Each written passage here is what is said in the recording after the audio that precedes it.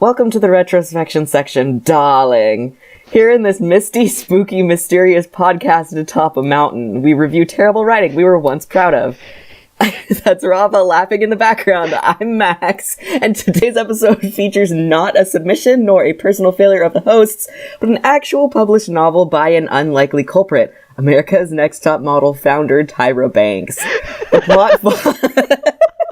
The plot follows a not conventionally beautiful high school girl named Tuki de la Creme as she navigates the terrifying fashion dystopia in which she lives. Casual violence, rampant ableism and racism, and general fucking weirdness abound in this horrifically strange novel, in which Tuki and her fellow students undergo a series of trials and tribulations in order to become top fashion models at a world-famous school called Modelland. There's really no explaining the truly bizarre events that take place in the course of the novel. How this monstrosity got published, the world may never know, but the one thing we do know is this: Tyra Banks must be stopped. So sit back, relax, and smize with us.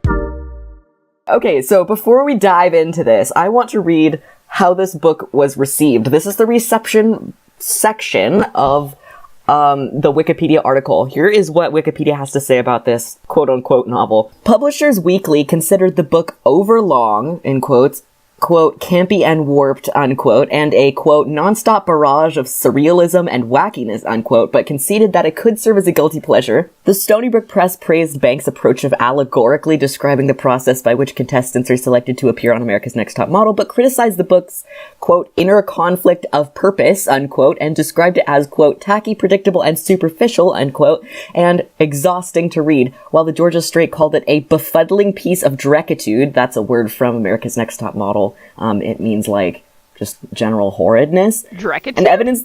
Yeah, dreckitude. And evidence that Banks is certifiably batty. Bitch, which is apparently a magazine, noted that although Modelland promotes self-esteem and confidence in girls, it is less empowering since it is all to a depressing consumerist end, calling it a nonsensical, nightmarish acid trip that seems like it would never end, with more made-up words and terms than a Klingon translation of a Dr. Seuss book, and emphasizes that it stops being funny when you realize just how long it is, and boy, is that true.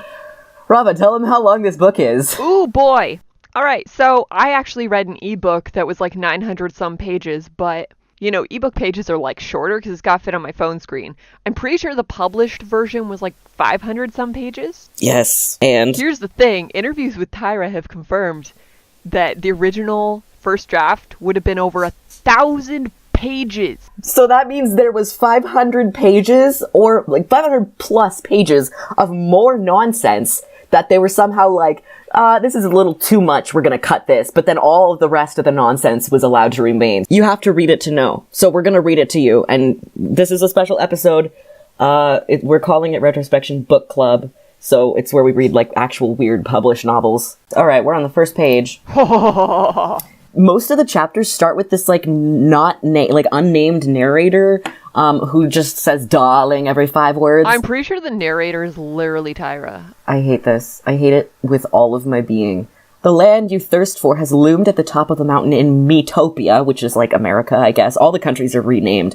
For as long as you can remember. But the most of the year, it's covered in fog, its color changing with each passing day as if it's a gargantuan mood ring. You begin your morning staring at the fog, longing for the fateful evening when it will turn a golden yellow, and then finally, like a push-up brassiere, lift. Welcome to Modelland. This next one that we're gonna read takes place at Tuki's high school. She lives in a town or like a nation or like a province or a city-state called Peppertown, it's always hot there. It's like Arizona. Groaning, the students emerged from their classrooms. Ugh, Ariella Bertona wailed, fanning the odors from her face. Nasty, Tatiana Sharon said, pressing a sachet of dried flowers to her nose. The B4 Institute tooted again, Jason Milano chortled. Yes, okay, so this school used to be a factory called Bangles, Baubles, and... Beads, I think. Beads. everyone called the school B4 for bile, barf, belches, and butt bombs. Which is technically 5 Bs. That's true. But apparently it just smells once in a while, which is never explained. But the dystopia in which they live is like, it's like a weird quasi-divergent sort of Hunger Games-esque, but like everybody's really happy because they really only care about fashion. Literally their whole economy is built around Modelland and how to get in and fashion. Which I have so many questions about that. Like, who's growing their food, for one? Like, is farmer just like a maligned profession, but it still has to be done? Are they just planting cotton seeds and eating them? They just eat. Like, any cotton that's not good enough to be turned into fashion, they just eat. Oh, speaking of eating, Tuki, the main character, literally only consumes whipped cream and other condiments. Everything's horrible for her and her life sucks. She doesn't really have a locker. She just has the dumbwaiter, like the school's old dumbwaiter, and in there, with her books, she keeps whipped cream and just hot like sauce, cans of whipped cream, packets of ketchup. So that's horrifying. Also, I just want to emphasize how hilariously bad her life is. It's beyond Mary Sue.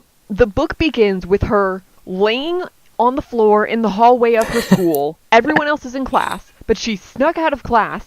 And she's done this for, what, like 30 days in a row or something? And no one has noticed her gone because she's a forget-a-girl. Yeah, she's so invisible, no one has noticed her literally just walking out of class and laying in the hallway. And then people come out of class and are walking in the hallway, and she's like, maybe they'll step on me and notice me. And, like, no one does. Like, people drop things on her and just pick them up off of her and don't notice she's there. And there's no explanation for this. Like, I thought it was going to be like, you know, oh, there's actually a class of girls who were, like, semi-invisible or something, right? But no, it's literally just Tuki. Anytime you think there's going to be an explanation for anything in this book, there's not. Oh, here's Tuki's very strange language thing. Oh! So before closing T-Mail Jail, which is her diary where she writes letters to people. But she doesn't send them, which is why it's a jail. Yeah. And T-Mail is what they call, like, Tyra Mail in the show America's Next Top Model. She thumbed through its previous entries, admiring the rainbow of colors. Every color represented a different language. Flamingo pink for Gaudian, which I'm pretty sure is Spanish. Cabernet grape for Très Jolie, which is France. Mandarin orange for Beijingle, which is China. Which kills me. I literally sat and tried to figure out what other countries could possibly be to maybe excise some of the racism in this book. But you can't. And I literally can't think of who else it could be. Oh yeah, heads up, Tyra is like super racist. She's like a black woman and she always talks about, like, I don't know, like, it's really weird and it makes me uncomfortable. Yeah, like, I thought Tyra was pretty, like, open-minded and progressive, but, like, she literally, everyone in this book is a cultural stereotype. She'll mention something and you're just like, oh, ooh, oof, no. Yeah. Skyscraper gray for Colorian, the language spoken in the distant lands of Sans Color, which is that a real country? Did she rename? I don't think so. I don't think so either. Tuki had a knack for quickly picking up foreign languages and wrote whole letter entries in them. By the age of 11, Tuki knew 28 languages. Now, at 15, she spoke nearly every world tongue. The nagging truth, though, was that this incredible linguistic gift of Tuki's seemed wasted. It was almost a cruel cosmic trick. Why give this ability to a girl with whom no one wanted to speak? And I have so much beef with this. Rava is a linguist. Literally everyone she meets in Peppertown, which she has never left in her life, speaks her language. Where is she learning these other languages? Is she getting books? Where is she getting these books? Because we never see her engage in anything. She literally sits, eats whipped cream, and mopes that people don't like her. Yeah, she just absorbs the languages through osmosis. Because there's no internet. Like, it's never mentioned that there's an internet. And there's phones, but, like, we don't really know what kind of phones. Tuki has a best friend named Lizzie. She lives in a tree. She doesn't go to school, and it's never explained why she lives there. Or why she's an orphan. Why she's an orphan. We're gonna get more into Lizzie as the book goes by. Probably we'll come back to it at the end. But we need to address this thing. We need to address this because the world building here had potential, and then it did not happen. So it just takes a swan dive. Lizzie has some issues. I will put a trigger warning in the description because the way that mental health is handled in this book is abhorrent. Like, it's like 1950s levels of bad. Yeah, that's like actually kind of being generous. Officials probably repeatedly hunted down the paranoid orphan girl and dragged her off to the infamous mental hospital ward in Shivera County Hospital. Shivera is like the cold part of the nation. Like, they're in Peppertown where it's really hot. Shivera is like you're really cold. Since she was too unstable to work in a factory, people in Metopia whispered that the staff at Melancholia, which is the Shivera County Hospital name, I guess, ignored the atrocities that went on between the patients. Some said it was worse than the Shivera prison, which housed Metopia's deadliest criminals. There was never any way Tukey could look for Lizzie in Melancholia either. The Shivera Hospital kept no records, as though it didn't exist. During the 5 years they've been friends, Lizzie had taught Tukey many things, not to be afraid to spelunk into the hidden Peppertown caves, which offered a stunning view of the undiscovered Peppertown Platinum Mine. I just have questions. How could it be a mine if it's undiscovered? Don't you have to kind of like discover a place to make a mine? Or was there like a race of people that used to live here that mined, but then like got replaced? Like, the world building in this is just wild because they go so in depth of like the weirdest details. And then you're like, okay, but how is there a platinum mine here? What is that? What is the platinum for? Who made this mine? Why is it undiscovered? Why is it here? Why is it in the caves? Like, why does this orphan know it's here? Yeah. Anyway, we're moving on.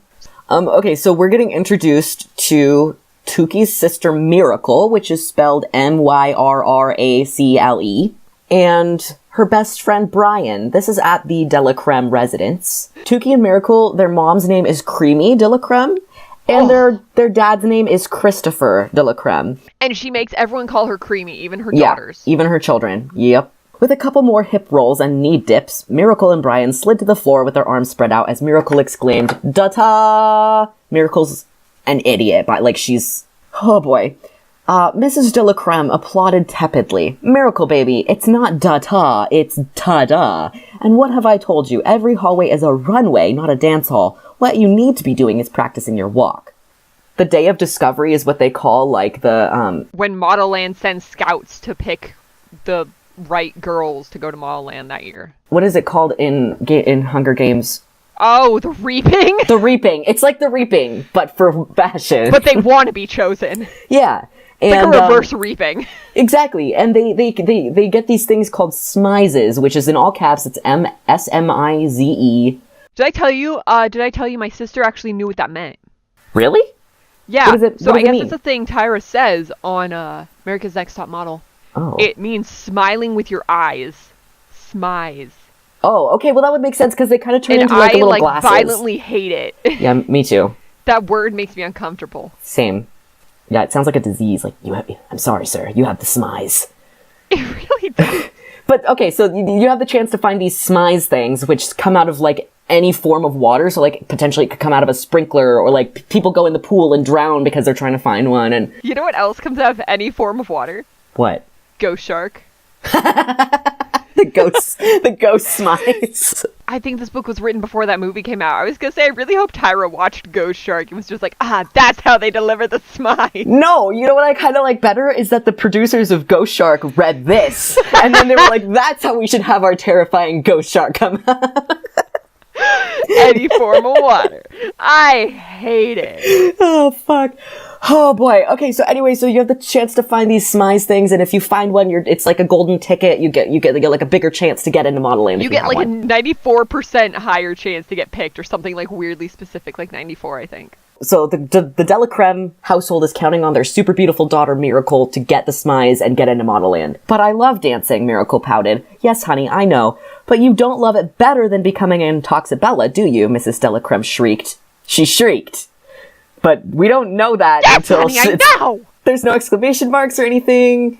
Anyway, it's like in Avoc's Treachery where it's like, "What are you doing?" I yelled. You're right. Miracle looked torn, like she didn't know how to answer. I think dance will help Miracle on T-Dod, which is the day of discovery. Brian wrapped his arm around Miracle's shoulder. His voice was both feathery and sharp. "Right, doofus?" "It's true," Creamy Miracle whined, not noticing Brian's insult. She usually didn't. "What I have to do first to prepare is to get my dancing to perfectness. That way I can pose the best of the rest in a vest and pass the test and be the guest and walk with zest unless they want me to walk from the east to the west. And she launched into a tap number. Stop it, Mrs. Delacreme yelled. So my baby girl wants to be a professional dancer like her daddy, boomed a voice from the... So my baby girl wants to be a professional dancer like her daddy, boomed a voice from the doorway. I thought your routine was fantastic. In the doorway stood Mr. Delacreme. He was much younger than Tuki's mother. A stained black unitard cut deeply into his flesh. His once powerful muscles sagged. He swept across the room, scooped Miracle up, and spun her around. He closed his left eye, which was made of glass, an unfortunate souvenir of an acrobatic performance gone awry many years ago when he was the incredible Chris Creme-Crobat, and not just Christopher Delacreme. Do you know how much I hate the names in this? Chris Creme-Crobat makes me also deeply uncomfortable. Okay, so Mr. Delacreme is trying to calm down Creamy because she's freaking out about the outfit that Miracle's gonna wear. Tookie's mother's breath quickened and her wrinkled face started to turn blue. Okay, so this is important later. Creamy's face is like really wrinkly, like unusually, unnaturally wrinkly. Like it specifies like crow's feet that go back to her temples. So that's gonna be important later, but anyway. Mr. Delacreme patted his wife's arm. Calm down, Creamy. Everything's going to be okay. Excuse me, Mrs. Delacreme shot him a look. I cannot believe your flabby couch potato ass has the audacity to tell my hardworking firm one that everything will be okay. That's such a good line. There are some actually like really good lines. Some of the insults are good too. I'm gonna let you read the eye backstory. All right. So we have a flashback here to why he's not Chris Creme-Crobat anymore. There's swords lining the perimeter of the stage, 3 tumblers juggling fire with their tongues while jumping on humongous translucent trampolines suspended over the audience had been the first act. I hate that sentence. Next was a group of 10-year-old girls, contortionists who had backflipped into deep, hot, pink-dyed swimming pools full of crocodiles. And then the lights had dimmed, and mysterious music filled the air. A single spotlight showed down on Tookie's ripple-bodied father, the headlining star of Circo del Sol. Oh, ripple-bodied father is such a horrible phrase. Tookie had swelled with pride as her father looped and danced and climbed a dental floss thin wire. Her father, the mighty Chris Creme-Crobat, was going to execute a new move that evening. Circo del Sol had billed it as the first time any human had ever attempted such a feat. Mrs. Delacreme was full of pride that evening, too. However, right as Tookie's father had reached the 7th-story landing on the stage, Mrs. Delacreme pulled out her mirror to add a bit of wrinkle redux to her tanned and hideously lined face. I want to look my best when the cameras all turn to me after his feat is done, she murmured. But the mirror caught a beam of light that shone right into Chris Creme-Crobat's eyes, momentarily blinding him. In a panic, he lost his footing and fell 7 stories. Most acrobats would have had extensive injuries, or even died, but not Tookie's nimble father. He tucked his body and landed smoothly on his upper back, propelling himself forward into a smooth tumble. The audience erupted into cheers. Chris Creme-Crobat then arched upward to stand from his backbend and face his adoring, applauding, whistling, screaming fans. Ever the devoted showman, he thrust himself forward into a deep bow, impaling his eye on one of the 5-foot swords at the perimeter of the stage.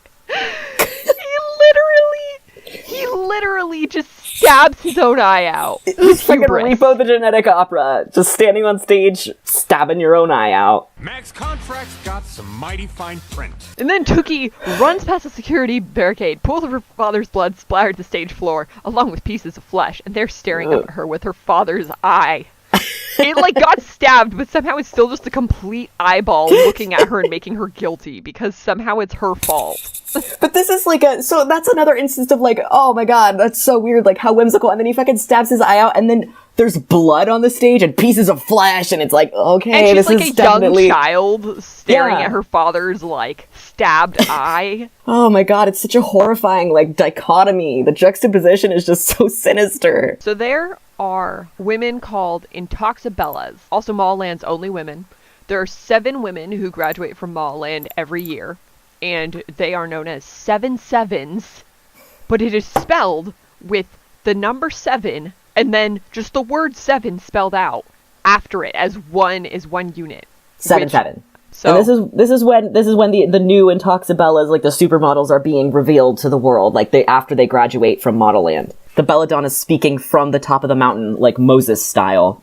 Yeah, and the belladonna is the queen of Modelland, whatever. She's like the headmistress. Yeah. But also, as we find out, the queen, because this is literally like a monarchy. Does she run, like, that's another thing that's never explained. Like, who runs this country? Is she the president? Like,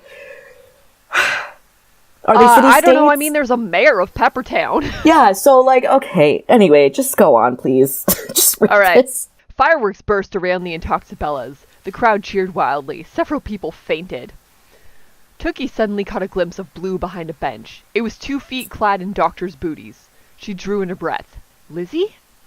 Tookie scampered over worriedly, not even bothering to tell her mother or Miracle, her sister, where she was going, since they were transfixed by the spectacle in the sky. Lizzie was half hiding behind a bush, twitching wildly. Her eyes were rolling back in her head. Lizzie, Tookie cried, taking her friend's hand. What are you doing here? Normally Lizzie didn't dare show her face in places so public or crowded. Lizzie just stared ahead into nothingness. Not at all unlike Wingtip, a homeless dude Tookie met. Then she spoke in a drone Tookie had never heard from her, as if she was a medium at a seance. They took her last night, by her feet. The burning continued throughout the night. They cut open her blisters and poured liquid metal into her veins. Lizzie then raised the cuffs of her pants, which were dragging on the ground, revealing feet that looked like they had been dipped in battery acid, with open sores that oozed pus. Also, she definitely just had shoes on 2 seconds ago. The area near her arches had 100 little cuts ranged in straight lines, as if they were soldiers ready for battle. Lizzie, Tookie cried. She looked around frantically, hoping someone could help her. We have to get you to a hospital. Lizzie shook her head violently. No, I don't need a hospital. They'll kill me. But I do need you, Tookie. Okay, so here we see the first instance of this phenomenon that occurs periodically throughout the book, like very periodically. Things are going along, like, weird, whimsical, like, okay, this is very strange, but, like, alright, okay, we're going with it. And then suddenly, bam, you're hit with this, like, horrific description of, like, body horror. Oh my god, okay, we're moving on. So Lizzie kind of vanishes. The new Intoxibellas are getting introduced. The names in this book are just... We've already got all the De La Cremes, right? There's also Zarpessa Zariano, who we met earlier, but we skipped that page. But don't worry, she'll come back. Theophilus Lovelaces. And now we meet the 7 Sevens, the first of whom is named Evangelinda. And the powers... Okay, so they all have one of 7 powers that, like, has to do with fashion. And those have some pretty interesting names as well. The image of Evangelinda expanded from the fiery bottom of the mountain. Fiery poops. I didn't mean to say it like that. From the fiery bottom of the mountain to the misty top, the luminescent eye hovered above her head like a golden crown. Evangelinda's power? Chameleone. It's probably supposed to be like chameleone, but I don't even. It's literally chameleon. The belladonna explained. Then Evangelinda's appearance changed a dozen times over the course of a few seconds. Then Evangelinda shook like a dog, removing water from its coat, and her copper hair and eyes returned, as did her original frame. If I had her, I'd have a different girl every night, a man next to Tookie cried. I could stop cheating. That man is my favorite character in this book. Care. Oh my god. He is so honest. He doesn't care that everybody knows he's cheating on his wife. Also, Tyra apparently thinks men talk like that. I don't know. Right? Okay, onward. Gentlemen, get ready for our 5th Intoxibella. Meet Cindici.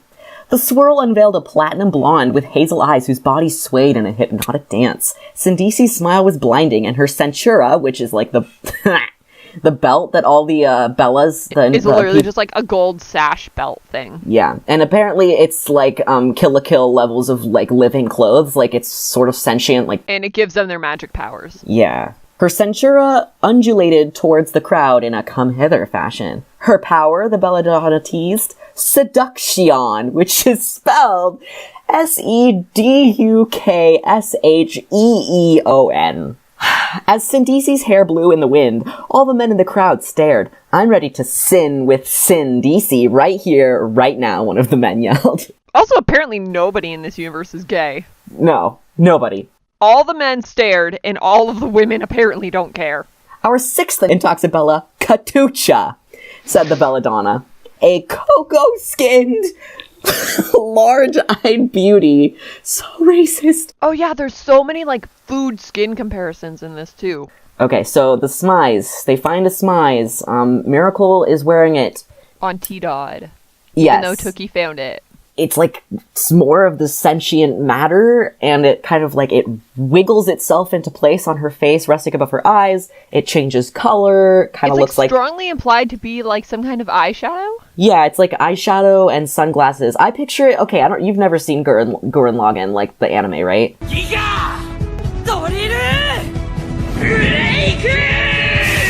I picture it like Kamina's sunglasses from Gurren Lagann. Those sunglasses. That's Oh what I my picture. gosh. Fair. Okay, we're continuing.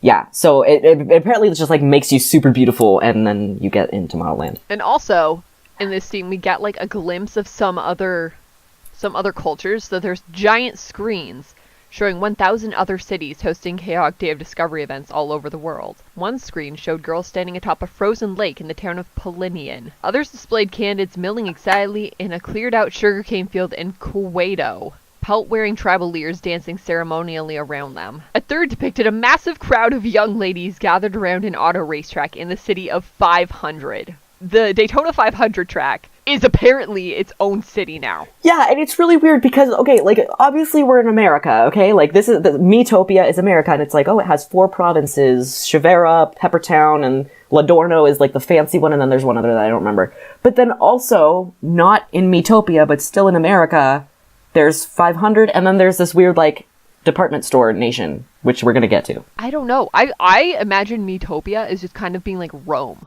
Like, it's like a city-state. Okay, so we're still at the day of discovery. Fights are breaking out because everybody's jealous. They really want to get chosen by the scout that's here. Oh yeah, they have like 15 minutes to walk. Yeah, and it's literally they're just walking. And this is where we first meet Abigail, who is a minor character. Oh, Abigail.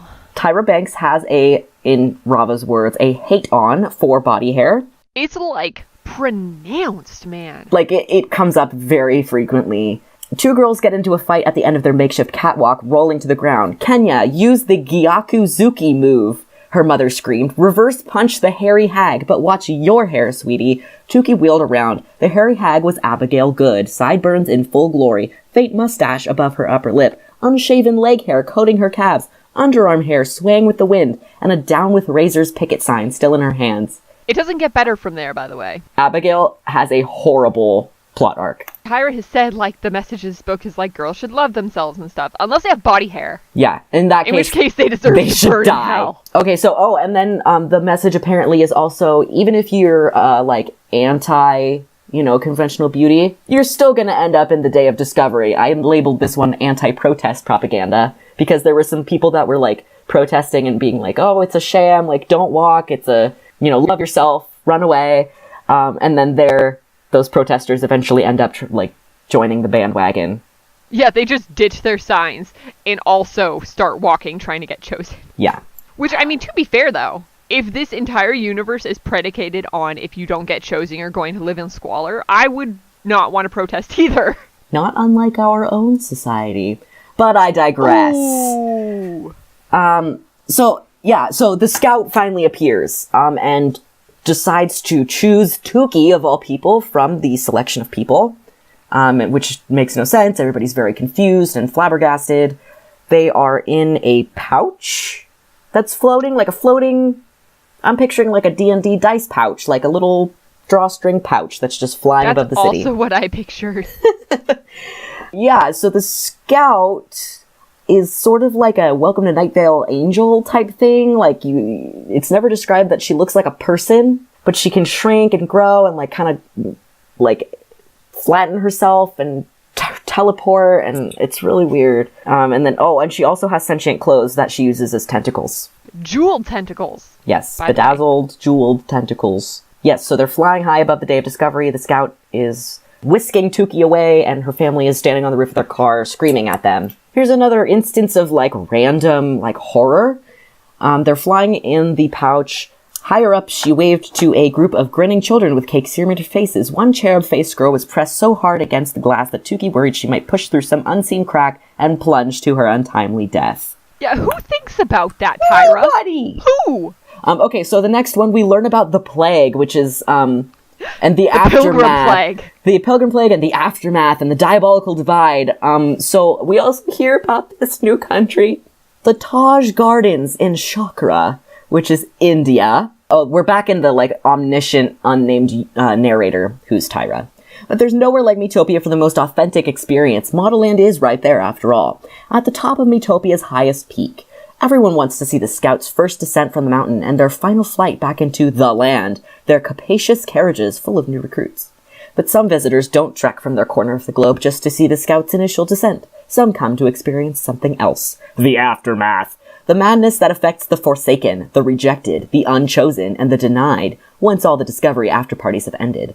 There are always some rejected candidates who just cannot accept Modelland's decision. They are so sure they deserve a spot in the new class, so convinced that there has been a terrible mistake, that they embark on a pilgrimage up the diabolical divide in hopes that Modelland will see firsthand the grave oversight that has been committed.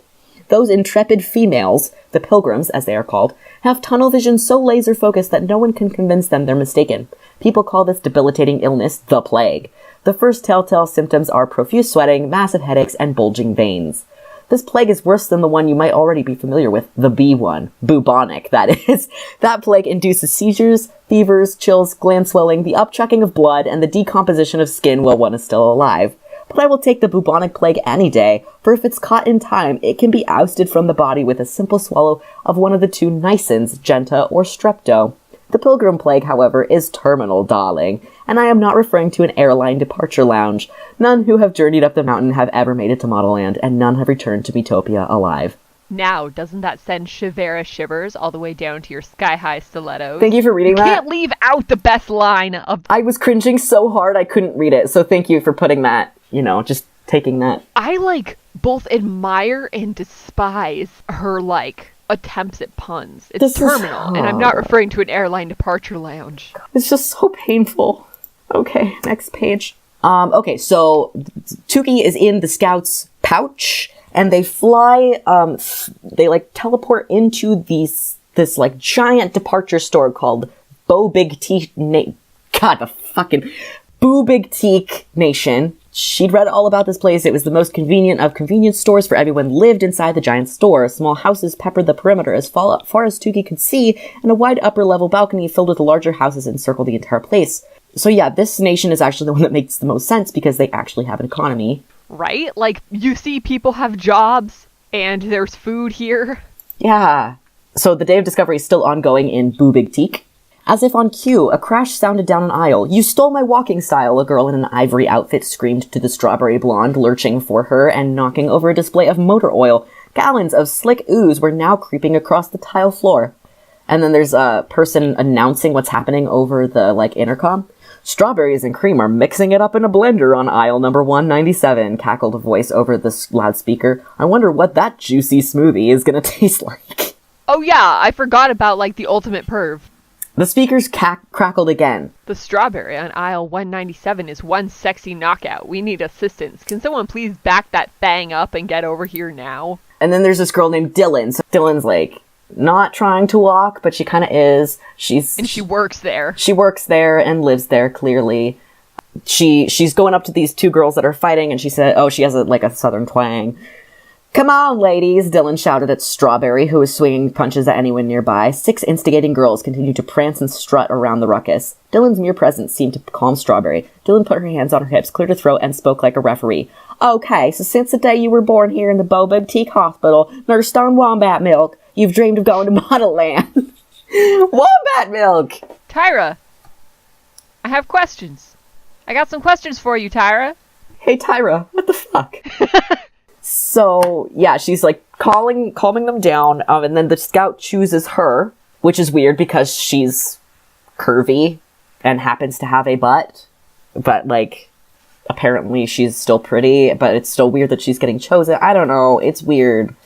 Yeah, I don't know. They never specifically say her body type or size or anything, just it's strongly implied she's heavier than the other girls. She's shaped like a bottle of cola, which is okay, she has hips. Yeah, but also, if all the other girls are model thin, like Tyra, then basically Dylan could wear a size 8. Yeah. And she's "I'm fat! Which, I'm not saying Tyra needs to give us her exact, weight. Yeah. I'm not asking that. Because eating disorders and body images can affect anybody. But the fact that she considers that fat. I don't even think she ever says that Dylan's fat until Dylan says it later in the book. But, like, we go for the first, like, half of the book without this being explicitly stated. It's just, like, implied at us. And then suddenly, oh, it's an issue. There's a heavy person. Oh, God. Okay, so Dylan gets chosen. They're both in the pouch together with the scout. The last thing Tukey heard was a crackle over the loudspeaker. "All right, little losers," the announcer resumed. "Tissues for your boo-hoos and bandages for your boo-boos can be found in aisle 222s. If I lived in that store, I would literally find whoever made the announcements and punch them out myself. They're in the pouch, they're like traveling, and like I said, they can shrink down. The pouch swept through the green portal again. After a few minutes, a vanilla-scented breeze tickled Tukey's nose. In seconds, the pouch began to fill with thick white goo. "What in the heck is happening?" Dylan yelled. Tukey tried to move, but the goo had already reached her waist. It rapidly filled the pouch, soon submerging even their heads. But weirdly, Tukey could breathe it in as easily as a fish could breathe in water. The warm goo grew thicker and thicker until it was difficult for her to move. Then she and Dylan were frozen in place. Crack. Suddenly the goo released them. Tukey and Dylan tumbled, turned around, and saw a 7-foot candle busted open down the middle. The veiled scout was still in front of them, flapping away, now in a waxy diamond-covered bodysuit. So they literally just popped out of a candle, which of course gives Tukey the knowledge that they are in a country called Candelabra, and it's the world's candle manufacturing center. They literally only make candles. Are they in Denmark? Is this like Danish candle making? I just kind of assumed it was like Ireland, because Shiraz has red hair and freckles. But she also has they speak a different language, which in the next one... And it's all vowels. Yes, linguist persons. Can you pronounce any of that? No. It's literally A-E-I, E-I, A-E-I-I, A-U-A-E-I, but then they all have like a different diacritic over them, or an accent mark over them. I'm gonna put that in a reader. Anyway, so this is where we meet Shiraz, who is a very short girl who is from this nation, and she has an accent. And this is why Tukey's language thing matters, because she meets these girls from all these different countries, but she speaks their languages perfectly. And then next, they go to the land of Sans Color, where everybody is albino. And they speak this language, okay? She turned to the soldier, then uttered a short popping sound, which was repeated in unison by all the other soldiers down the line. All the girls immediately jumped back into formation. "It's Colorian," Tukey whispered, listening to the distinct rasping, gurgling, popping, and sucking sounds. To the untrained ear, the language sounded like someone swallowing a bucket of raw oysters. But to Tukey, each tiny sound was beautiful. Do you like my interpretation? I really did. However, I cannot separate it from my image of the Flatula guy from Treasure Planet.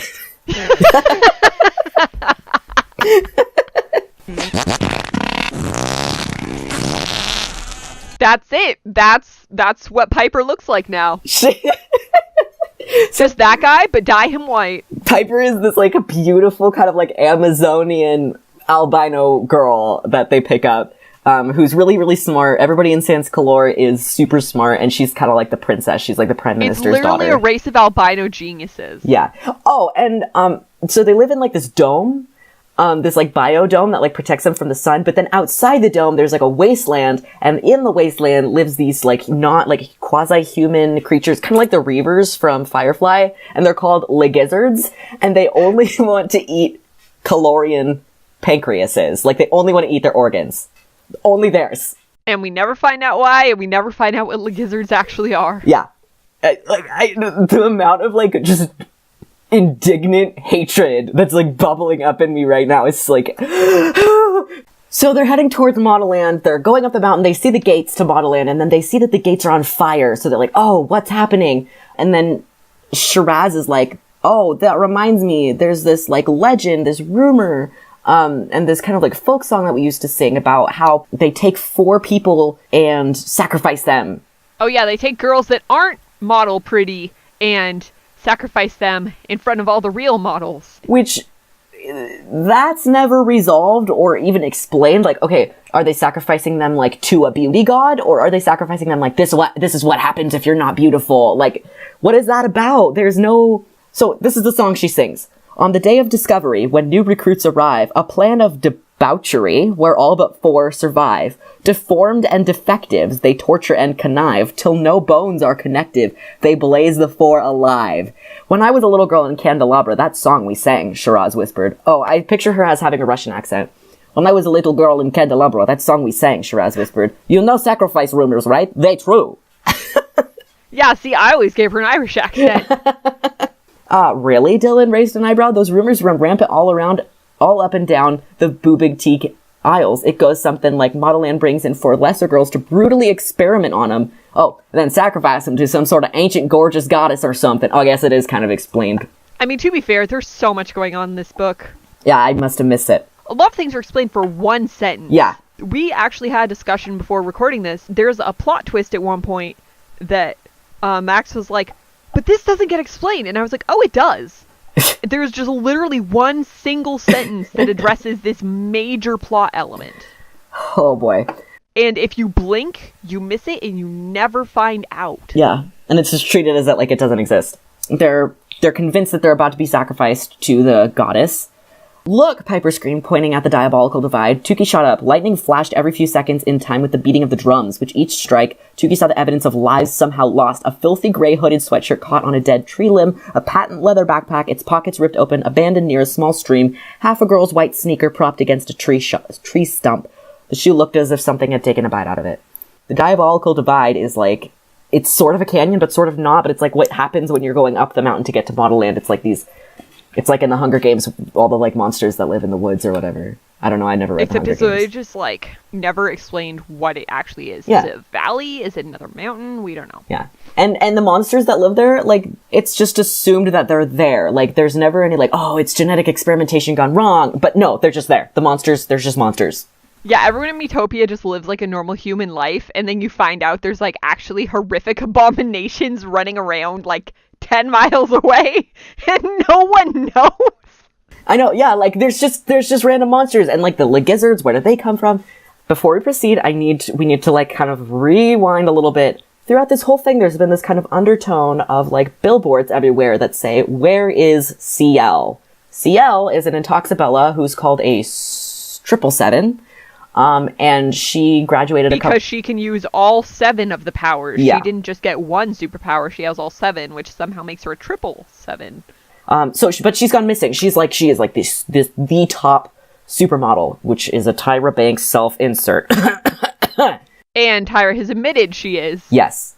A self-insert. But so she's gone missing, and on the day that she went missing, these 3 eldritch kind of like dark obelisks appeared in the town square. They're called the Obscure Obelisks, and they each look different. One's kind of like short and red, one is like a little bit taller but fatter, and then one is the tallest and like is white or whatever. I don't know.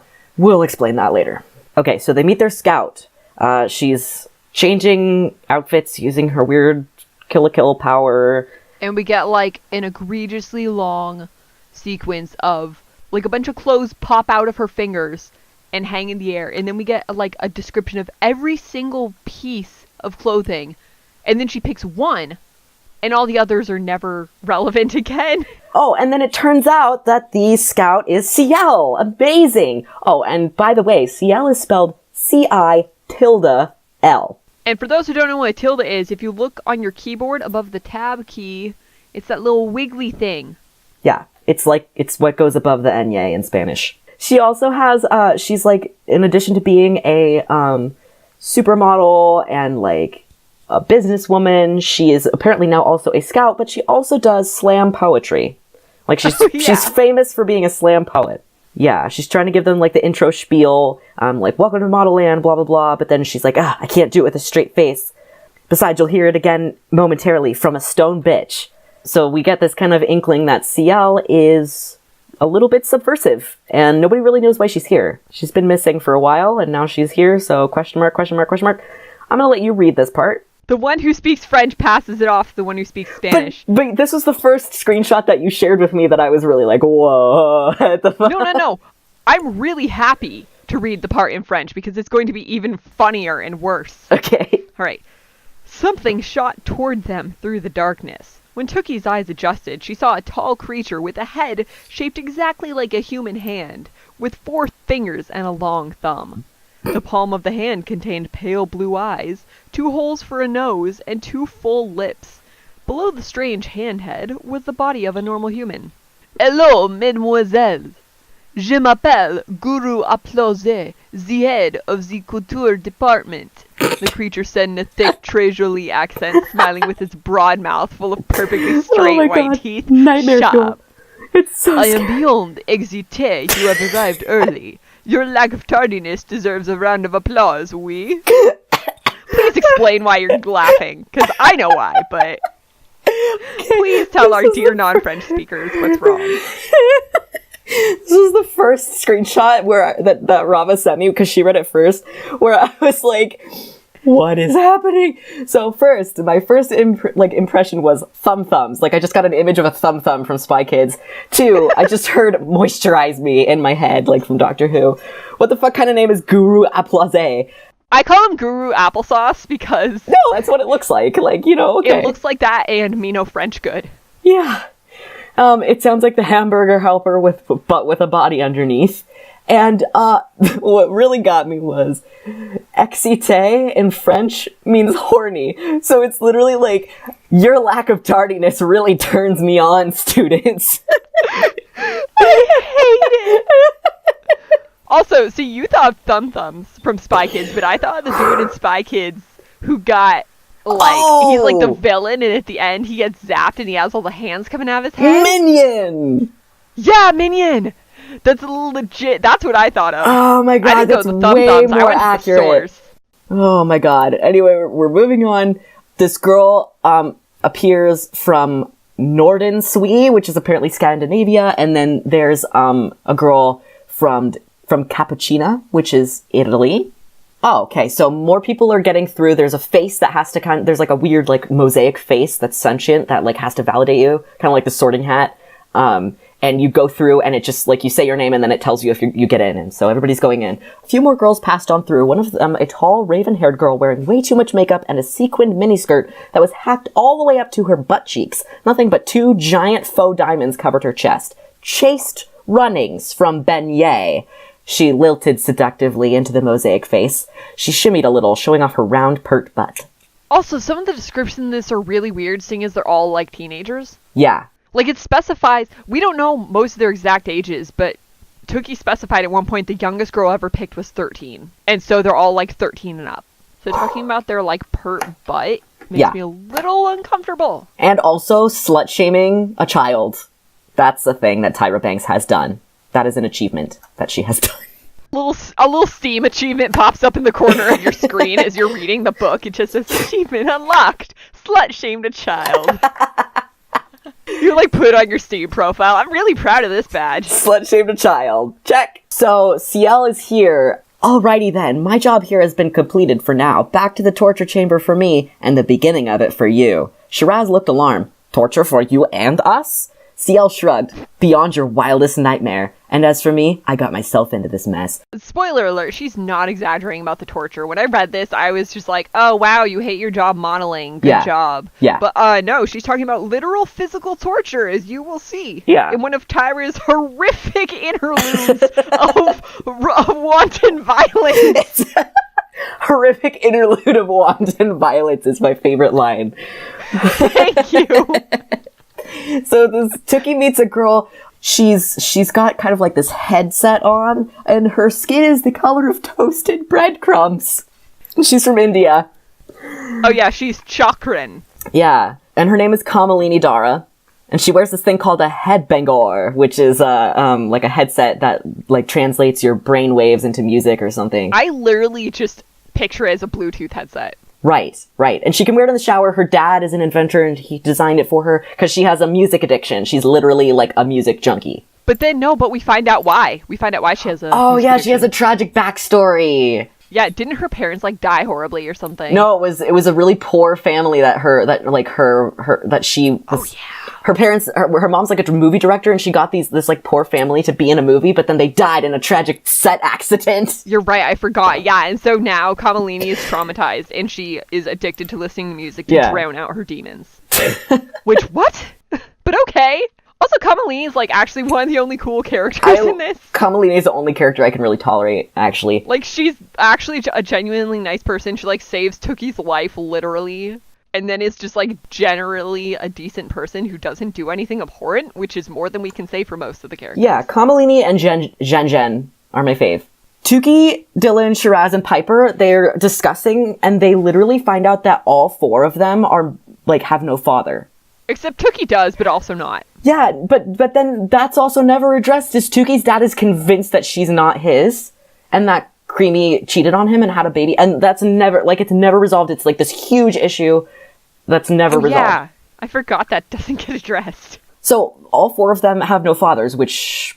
Okay, that's a coinky-dink, which seems like it's going to be foreshadowing. Every time you think that there's going to be foreshadowing in this, you're wrong. There's no foreshadowing.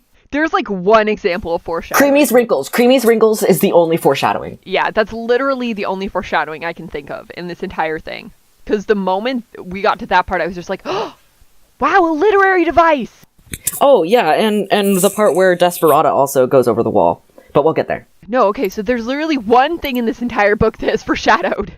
Oh, okay, so there's these kind of, like, portal doors called zip-zaps that are just, like, zippers in the air, and you unzip them, and then you, like, go through them, and you teleport. Tookie and Dylan turned back to the zip-zaps and noticed 4 nearly identical girls wearing identical outfits. The only way to tell them apart was by their pastel-hued hair. Well, looky here, who are y'all? Dylan asked. I'm she-likey, the first girl announced. I'm her-likey. I'm I-likey. I'm me-likey. We're from Minnie Paul. Each said a different word in the sentence. Which I just assume is St. Paul, Minnesota. And then we see these, like, really weird-looking people. So they're all, like, in the, like, auditorium, and they're getting kind of, like, the introduction ceremony. They're getting their new student orientation. Yes, exactly. That's the word I was looking for. They get to find out why you really need to call emergency services. Yeah. Side note, listeners, one time when Rava and I were at our new student initiation, It's just like hazing. Yeah, exactly. No, anyway. So we're in this room, for transfer, it's like a transfer student initiation. And they're talking about why, you know, here's what you can do, and if you don't need to call, 911, you can call campus emergency services. And one guy raises his hands and like, what if it's not like a real emergency? Like if you chop off your finger? And the room was like, what is your definition of a real emergency, sir? That Tyra Banks wrote that. She wrote his life. I worry about that man. Me too. I never found out who he was. I don't think I ever saw him again. Me neither. I hope he's okay. He's like, we're all living like soft lives. He's out here living like the Hunger Games. I know, he's like, I went to Modelland. I've seen some shit. Oh god. Okay, yeah, so they see these random weird looking people that aren't wearing any clothes. And they're kind of like attending things on the stage, and some were not girls at all, but older women. They were totally nude, and their flesh seemed to be made of hard plastic, with creases at every joint, the shoulders, elbows, and wrists, the neck, hips, knees, and ankles, which made them look like living, breathing mannequins. Their eyeballs were completely black, making them look soulless. They stood stiffly, staring at the crowd. Just looking at them made Tookie shiver. So she finds out that they're mannequins. Not mannequins. Mannequins. And that's what happens to you if you get cast out from Modelland, but you still want to be there. You can be like a servant, and they turn you into a mannequin. Because some people are so drawn to the glamour of Modelland that even if they're not successful models, they can't bear to leave. So that's what we find out from Jen, their tour guide. Yeah, they're kind of like student. She's like a 4th year or whatever. She's like about to graduate. Zarpesa's there. Oh yeah, so this is actually important that we skipped over. Zarpessa went to high school with Tookie. Yeah, she's like Draco Malfoy. Yeah, and she is supposedly super rich, and she was dating Theophilus Lovelaces, which is the boy Tookie had a crush on because he talked to her once and was the only person to ever notice her. Except then Lizzie takes Tookie to like a dumpster and shows her Zarpessa and her family dumpster diving because their peanut empire collapsed somehow. So they're not rich anymore. Yeah, so Tookie knows Zarpessa's secret. So Zarpessa is saying, CL went rogue. My colorist aunt's sister's grandfather's daughter knows her, and she said CL lost her mind trying to beat her own crazy drum. And Jen's like obsessed with CL, so she's like, don't say that. Zarpessa says that she's being punished for being off message. And people are like gossiping, oh, like, I wonder how they're punishing her. Do you think she'll lose her Intoxibella status? Tuki's ears burn with the sounds of different languages swarming around her. Yeah. Words from Cueto, the land of safaris and tribal dance filled the air. Oh, God. Phrases from Toolip, Toolip, the land of windmills, engulfed her. Two girls marred in Pyramidian.